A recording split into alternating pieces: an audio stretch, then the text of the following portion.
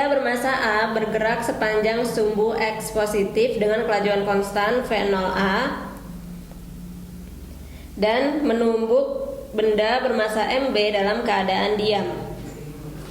Laju benda A dan B sebelum tumbukan, saat tumbukan, dan setelah tumbukan ditunjukkan oleh grafik. Jika kedua benda bertumbukan dalam waktu sangat singkat delta T0, maka besar koefisien restitusi peristiwa tumbukan benda A dan B adalah. Nah, sekarang kalau kita lihat grafik, jadi awalnya benda A bergerak dengan kecepatan V0A, terus benda B awalnya diam, lalu mereka bertumbukan.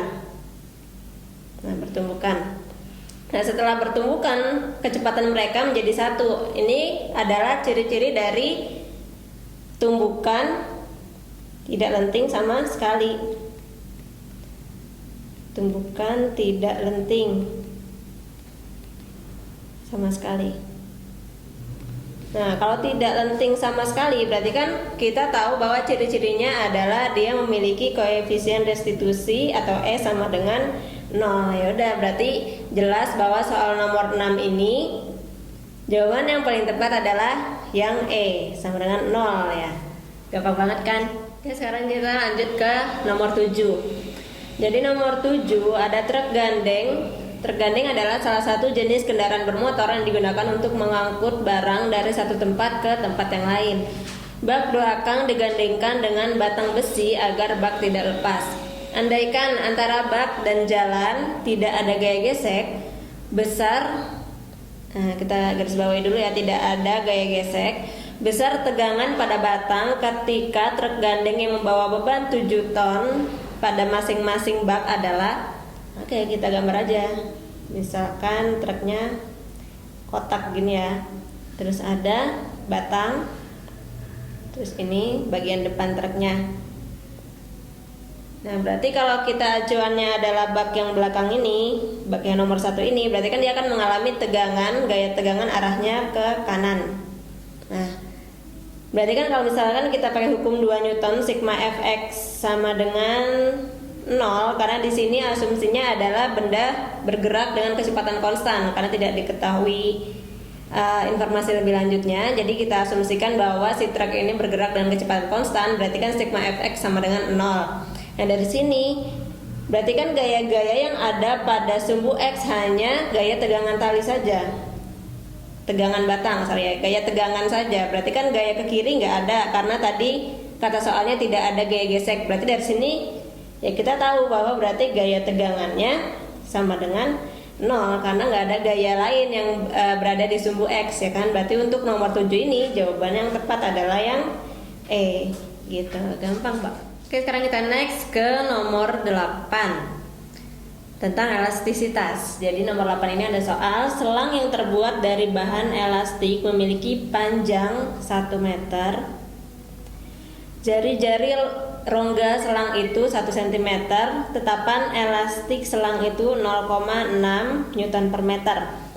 Nah, setelah itu selang itu diisi sepenuhnya dengan bahan elastik lain yang bermodulus yang 2000 Newton per meter kuadrat. Besar tetapan elastis dan isinya adalah, nah, oke, berarti dari sini yang harus kita tahu, berarti yang diketahui kan di sini ada L ya, ada panjang mula-mulanya itu 1 meter, lalu ada jari-jari 1 cm atau 10 pangkat min 2 meter. Tetapan elastik K itu sama dengan 0,6 Newton per meter. Nah, terus selanjutnya selang itu diisi sepenuhnya dengan bahan elastik lain. Berarti modulus yang kedua 2000 Newton per meter kuadrat. Jadi dari sini kita harus tahu dulu modulus yang pertama itu berapa. Kita cari modulus yang pertama. Itu kan persamaannya adalah F per A dikalikan dengan L per delta L. Nah, dimana F itu kan berdasarkan hukum Hooke persamaannya adalah K dikali delta L per A. A itu berarti kan luas permukaannya si selang, kan selang berbentuk lingkaran. Berarti kita tulis di sini pi r kuadrat dikalikan L per delta L. Dimana delta L-nya bisa kita coret. Nah, berarti kan nanti didapatkan persamaannya K dikali L per pi r kuadrat. Oke, kita masukin K-nya kan 0,6 dikali L-nya 1, Pi-nya kita tulis dalam bentuk Pi dulu aja, terus R kuadrat 10 pangkat min 2 kuadrat dikali 10 pangkat min 2 kuadrat. Nah, berarti kan ini nanti kan akan menjadi 10 pangkat min 4, bisa kita pindahkan ke atas. Berarti kan nanti akan menjadi 0,6 kali 10 pangkat 4 per Pi. Berarti dari sini dapatkan modulus yang pertama nilainya adalah 6000 per Pi. Oke, kita simpan dulu. Nah, sekarang yang ditanya adalah, jadi si selang itu awalnya kosong kemudian diisi dengan bahan elastik lain. Berarti kan nanti modulus yangnya akan menjadi gamma 1 ditambah gamma 2 sama dengan itu tadi ya, K, berarti K2 sekarang, K2 dikali L per Pi R kuadrat. Nah, gamma satunya tadi kita dapat 6000 per Pi ditambah gamma 2 nya itu 2000 sama dengan K2 yang kita cari, L nya 1, Pi nya tetap R kuadrat. Berarti sama kayak tadi, kita pindahkan ke atas ya, jadi 10 pangkat 4. Nah, berarti dari sini yang punya Pi kita satukan. Berarti kan nanti kalau yang sebelah kanan akan menjadi 10.000 K2 per Pi dikurang 6.000 per Pi akan sama dengan 2.000. Nah, berarti kan dari sini Pi-nya kan bisa kita pindah ke kanan kan. Berarti nanti jadi 10.000 K2 dikurang 6.000 sama dengan 2.000 kali Pi, dimana Pi-nya bernilai 3,14. Berarti dari sini 2000 dikali 3,14 akan menghasilkan 6280. Ini tetap ya, K2 dikurang 6000.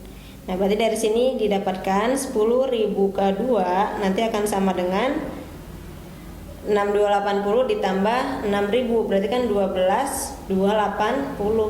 Nah, berarti didapatkan K2 nya adalah 12.280 dibagi dengan 10.000, berarti hasilnya adalah 1,228 Newton per meter. Berarti untuk soal nomor ini jawaban yang benar adalah yang C, seperti itu.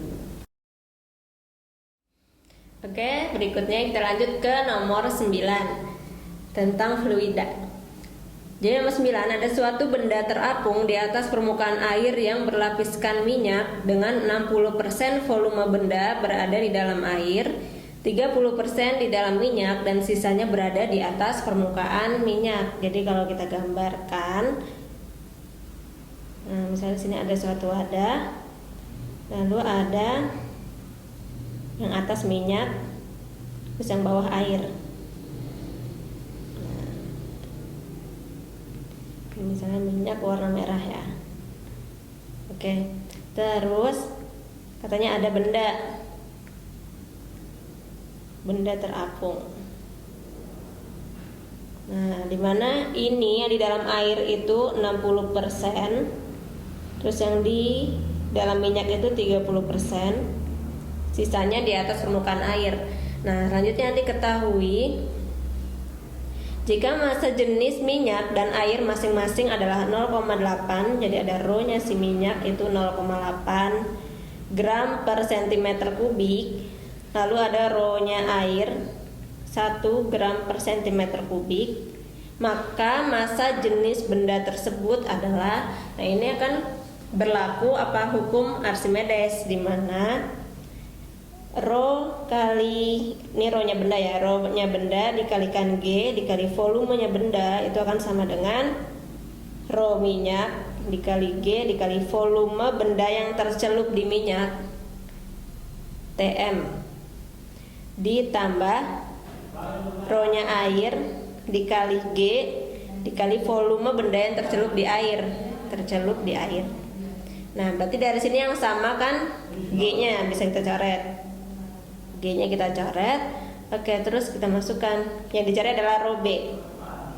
Berarti kita tulis di sini rho B dikali VB sama dengan rho minyak 0,8 dikali V tercelup di minyak 30%, berarti 3/10 ditambah rho-nya air 1 dikali volume tercelup di air 60%, berarti 6/10.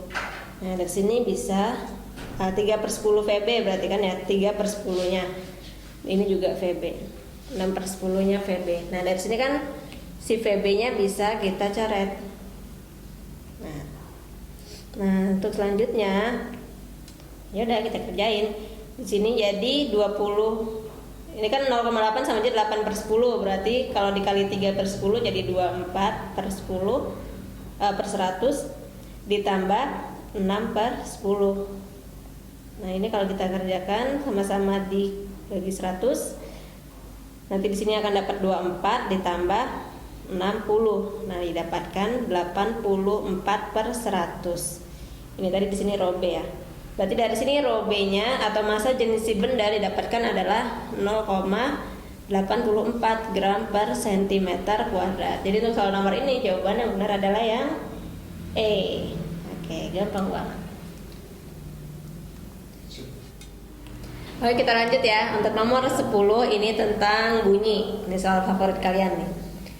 Jadi perubahan frekuensi suatu bunyi yang sumbernya bergerak mendekati pendengar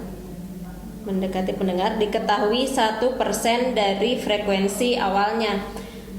Jadi kan perubahan frekuensi ya, berarti kita tulis aja dulu delta F itu nanti sama dengan 1% dari frekuensi awal, Fs. Jika kecepatan rambat bunyi di udara 300 meter per second, maka kecepatan sumber bunyi tersebut adalah, nah kalau perubahan frekuensi itu kan maksudnya adalah selisih dari frekuensi yang didengar oleh pendengar dengan frekuensi sumber. Berarti di sini bisa kita tulis Fp min Fs itu nanti sama dengan 0,01 Fs.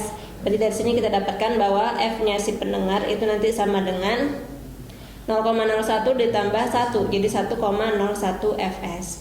Nah untuk selanjutnya kita masukkan ke persamaan efek Doppler, di mana Fp itu nanti sama dengan V plus Vp per V sumber mendekati pendengar, berarti min Vs dikalikan Fs-nya. Nah Fp-nya kita ganti dengan ini 1,01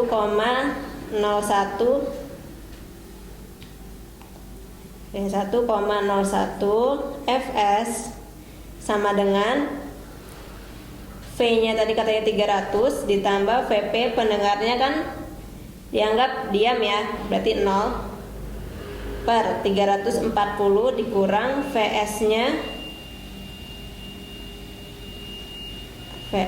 kita tulis Vs terus dikalikan dengan Fs. Nah dari sini kan si frekuensi sumbernya bisa kita coret. Nah berarti kalau kita kalikan silang nanti akan didapatkan, oh ini 300. Nah ini 300.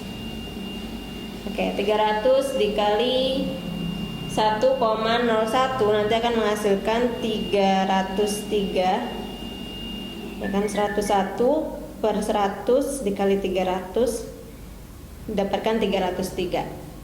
Nah, berarti kita tulis 303 dikurang 1,01 Vs sama dengan 300. Nah, dari sini kita dapatkan bahwa 1,01 Vs sama dengan 303 dikurang 303.